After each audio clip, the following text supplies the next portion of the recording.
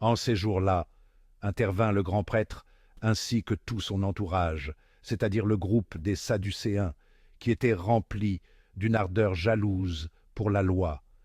Ils mirent la main sur les apôtres et les placèrent publiquement sous bonne garde. Mais pendant la nuit, l'ange du Seigneur ouvrit les portes de la prison et les fit sortir. Il leur dit: Partez, tenez-vous dans le temple, et là, dites au peuple toutes ces paroles de vie. Ils l'écoutèrent. Dès l'aurore, ils entrèrent dans le temple, et là, ils enseignaient. Alors arriva le grand prêtre, ainsi que son entourage.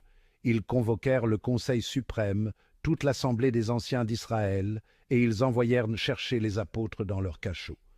En arrivant, les gardes ne les trouvèrent pas à la prison. Ils revinrent donc annoncer: Nous avons trouvé le cachot parfaitement verrouillé et les gardes en faction devant les portes, mais quand nous avons ouvert, nous n'avons trouvé personne à l'intérieur. Ayant entendu ce rapport, le commandant du temple et les grands prêtres, tout perplexes, se demandaient ce qu'il adviendrait de cette affaire. Là-dessus, quelqu'un vient leur annoncer: Les hommes que vous aviez mis en prison, voilà qu'ils se tiennent dans le temple et enseignent le peuple. Alors, le commandant partit avec son escorte pour les ramener, mais sans violence, parce qu'ils avaient peur d'être lapidés par le peuple.